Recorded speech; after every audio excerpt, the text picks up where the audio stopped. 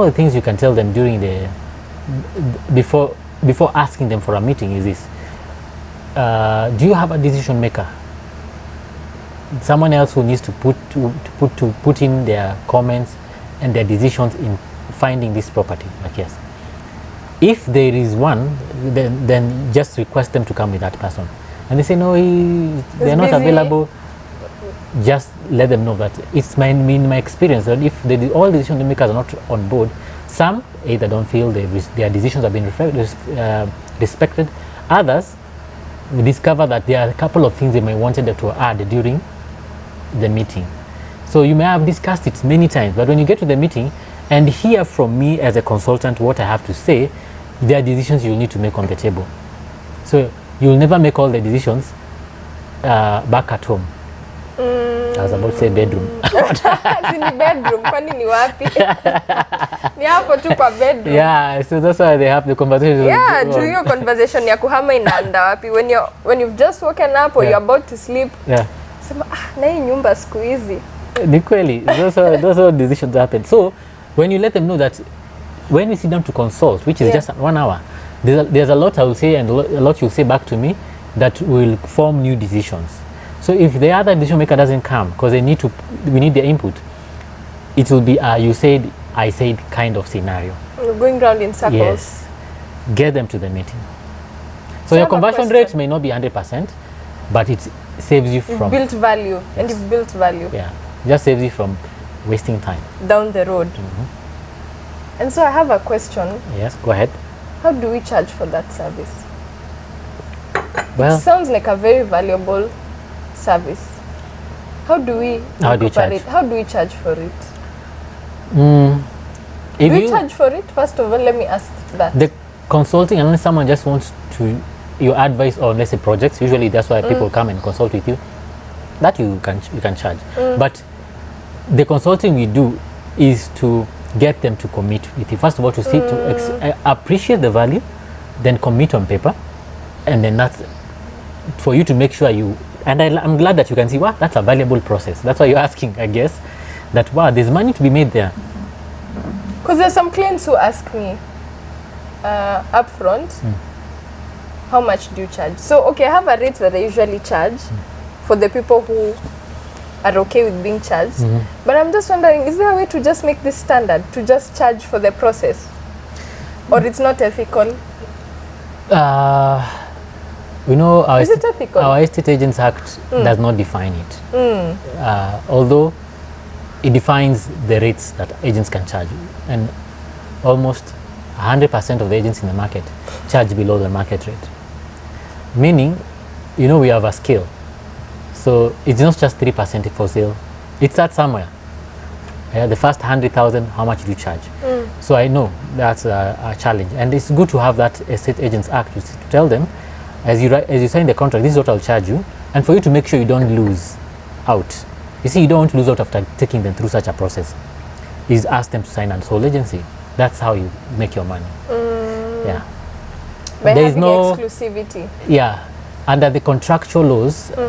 Sorry, I don't know. I'm not a lawyer, but that department of lawyers where they deal with contracts, you can charge for consulting. You can? Yeah. How much? But under the Estate Agents Act, it does not define. So it's for you to define the service. So under those laws, now that's not really real estate, you're consulting. So you're doing consulting and then you get a contract. And that can be defined separately. And it doesn't fall under real estate. It's a different...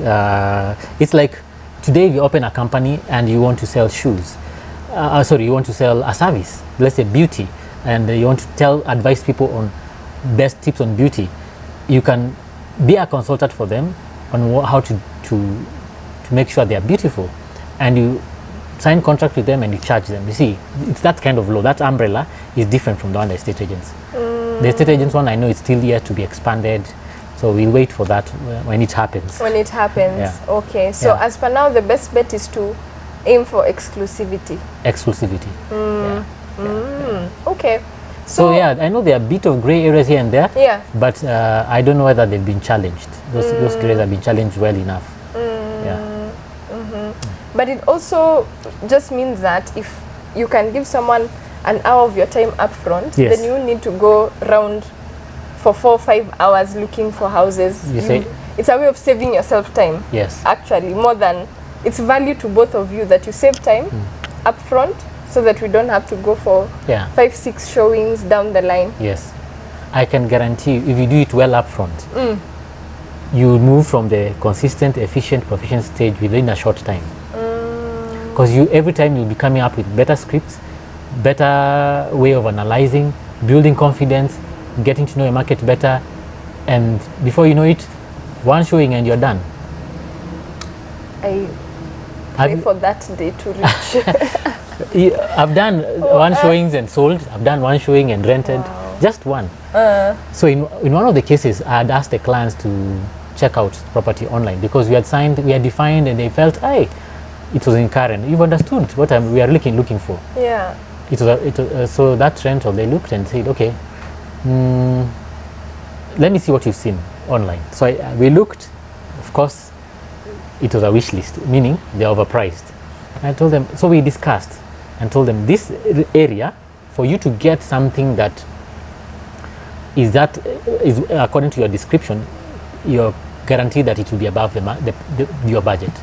Can we try something closer to where you want to be, but in a different, as in something in a different location, but fits your budget? And like, I think we can shoot for it. When the moment they understood and they agreed, and hata si tumeangalia online tukaona ziko above market price. Like, what they didn't know is that you could get something else in a different neighborhood. So we had the listing. So you see, when you sign with a tenant, you're not biased. You're first of all there to serve them. So like for me, one of the things we say is that I'll put your interest above mine. When someone has signed for your contract, you guarantee. So that's another script. When you sign for me, I'll put my interest above yours. Your interest above mine, rather. Meaning, I will not skip a property that will fit you because I want to make money. You see, if you go to a property that probably commission is 50% and you're sharing 2 people, and there's another one where you're getting 100% on your own, where will you take the client? With all honesty. See, 100%. Exactly. So you let them know, I want to make sure I get the best for you. Why don't you sign for me a contract? Whether or not I get paid, at least I know I have my 50% from you. Oh, okay. That's another way. So that's a way we can charge. Yeah. So that's another. So there are many ways to approach it. And so in that case, I looked at everything, including the property we had, the listing we had. Guess what? They saw it. They're like, we want to see it because of the features. And when you got there, one of the things I'd forgotten, I remember, was to carry the criteria sheet. Look, what it fits everything. Could you have that criteria sheet? Because they really wanted to tick off. That's another thing you should do. Have a criteria sheet. The one we went through during consultation, you carry it with you to the showing. And like, I can see it meets 80%. All 80%. Of them. 80% is satisfactory. For most of them, yes. For most 8 of out of 10. I'm like, wow. So, is there anything that will stop you from taking it? What else does it need to have that? Because if you've met all the needs, yeah. So we are now talking about wants. You know, what else would you want that would make it a plus? What would stop if they don't want to take it at that point? And so consultation is a huge part of it. Oh yes. At the beginning, during, throughout the process. Yes. It will determine whether you reach the end. I totally agree. And so on one showing, the clients took the property. Wow. Because of how you handled the whole process, so it made closing easier. Yes. Because it was clear to them that this is what we are looking for. And it was clear to them what we are not looking for. Because that's usually the problem. Which is also where there's a lot of confusion. Exactly. Especially home buyers. You need to discuss that on the table. This is not what you are looking for. Maybe because of price, or maybe the expectations are too high. You need to help them understand at that table. And the clarity helps a lot. Kabisa. Because once you're clear, yeah, then usually the properties that meet your budget and your criteria, they're not that many. No. And I agree. It might feel like there are a lot of properties, yes, but they'll be either above your budget, yes, out of your location. Yes. But if we narrow down in the consultation period, they'll see that there's no need to to see what does not fit our... Yes. Personally, agents are different. I will not have more than 4 properties. As for where I was nowadays, I don't do the selling and the rentals. But I would do a max of 4. Showings? 4 showings. In one day? Or separately? Or two? One and you settle. As Eric, now that's what you need to find out during consultation. Should we find a property you like today? Is there a reason why you will not take it? You see, that's a coaching style. You ask questions. You lead with questions. You are the leader, but you ask with questions. And you tell you, oh, I think my money will be ready in a week's time. You let them know. Let me tell you, properties sell on a daily basis. Meaning, someone started the process 3 months ago. Today, if they see it, they have no reason to make a decision on the spot. So I tell them, there's no need for me to show you a property, make you fall in love with it, and only know to come and disappoint you a week later when you have the money. Let's start when you have the money. So you can sign the offer letter the moment we identify the property you like. Consultation, consultation, consultation. So consultation is the key. It's a process, yeah. It's a whole class actually. It's a whole class on the seller side, buyer side, and the other related classes. It's a key. But you get my point, eh? I get it, yeah. You get it, yeah. So that if they don't have the money right now, see, money was one of the ways. And that's what I did with one client. We sat down and they told me I'll expect money in 6 months. We went through the consultation and reached the money part. They said 6 months. I said, that's good, that's great. So, and then like now, when do we begin to search? I said, when the money is ready. That's when we start. That's when we start, and I explain to them. Now I don't want them to see a property, fall in love with it, only to come back later find that either the property price has gone up or it is sold. And they shared the experience. Property sell on a daily basis. And I just give them a homework. Just go and confirm that the neighborhoods that we've picked here are correct. They went and found out, the neighborhoods they thought they would take, they are not the correct ones. So they came back and said, I think I've changed neighborhood. And like, that's fine. When we found the property they needed to buy, they settled on one showing. It's a superpower. Yeah, we hope to reach there soon. It's easy. With honestly. The tips you're giving us. Yes. Especially consultation. Yeah. Because if we think of all other professionals, they consult. An architect won't just come and start building. He'll come and ask you, Eric, unatika nyumba inakaaje? Uko na watoto wangapi? Uko age gani? Yeah. Like, before you get to drawing, it's a whole... Yes. Even the doctor, ukikam, atakuuliza mavitu. How old are you? Yeah. You know... They'll go to the... What do you call lawyer? No. The doctors, they'll go and check your blood pressure, your weight. You know, they just don't rush to find out. No, they check all the vitals and all. And ask you questions. What's your age? Do you have any pre-existing conditions? Yes. No, same to lawyers. They want to know. So it makes a lot of sense that as professionals, we should really make consulting as part of our process. If you consider yourself a professional like the doctors, the lawyers, and the likes, you should consider yourself. You should make consulting a mandatory process. It should. Yeah. So and you even really, if we look at people even just in the built environment, even the engineers, the QS, none of them will property managers, not property managers, project managers. None of them will progress without consultation. No. I was with a project manager yesterday. They've been consulting on a construction for 1 year. And this guy still came to me to ask me for some tips. And I told them, we discussed a bit. I need to consult. We need to consult. Because I'm not going to give my service for free. Because that's a different kind of consultation we are talking about. Yeah. So that's very eye-opening. That the consultation is where the value are. Yeah. And also shows that when you build credibility, then the client will stick with you. True. Because I mean, most clients have just one lawyer, one doctor, one architect. Yes. They don't go looking for other architects. I agree. Or they stick to that one person. Yes. So it's really a huge challenge to us to see how can we reach that level where your client sticks only with you for a lifetime. People who've had a family doctor for 20 years, a lawyer for 20 years, for us to reach that same level of trust and credibility and exclusivity. And I see from what you are saying, from what you've shared with us, consultation is the gap. Yeah, it's a gap. It's the gap. Kabisa. So my final question is, what do we do with the leads we don't close and are qualified? So we have a property, they're in the area we specialize, they have the budget, they're the decision maker, but we've not closed them. What do we do with those leads? Separate them into mets and have not met. First, What is met and have not met? those you have met. Because those you've met, you have a mileage. You have, eh? Yes. Why? Because when you meet people, you build more trust and more connection. So make sure when you meet someone for the first time, it counts. Usichukule tu hivi. The process has started. The process has started. You know, they say first impression is a lasting impression. I think they say if you lose a customer, it takes seven times the effort to get them back. This time 7 times, I think. Yeah. So you know, the first time you meet them, it's kind of really you've gained them.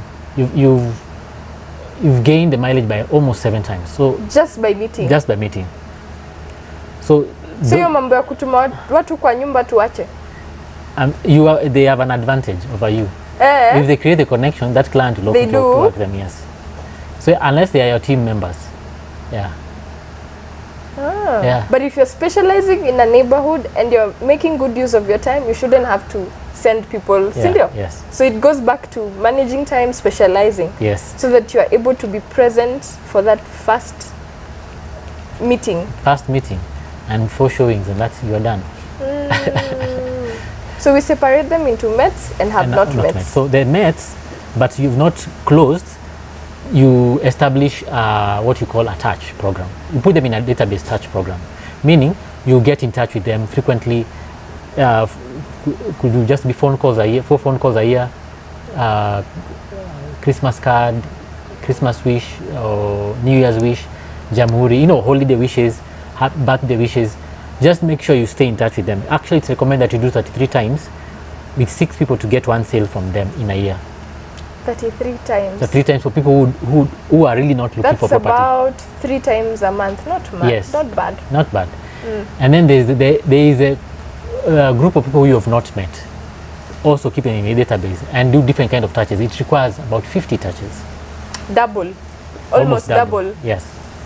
For them to give back business back to you. So keep them. So we get tired when you do 10 touches and you have no business from them. 33 touches for the mets. 50 touches. 50 touches for the unmet. Yes. But it tells us that each of them have value. Yes. Just that the not met will take longer. Will take longer, and you need a bigger database. If you want to build business from the not met, then you require a big database to meet your goal. But the ones you've met, the effort, yes, the energy spent during those meetings or whatever you're doing is a lot, but it's much easier because you start building trust already. And if they were recommended from someone they trust even better, they've transferred the trust to you. Wow. That's a power of referral. Very educative. I've learned a lot. I'm glad you have. I've learned the value of consultation. Yes. How we can help our clients throughout the process. Yeah.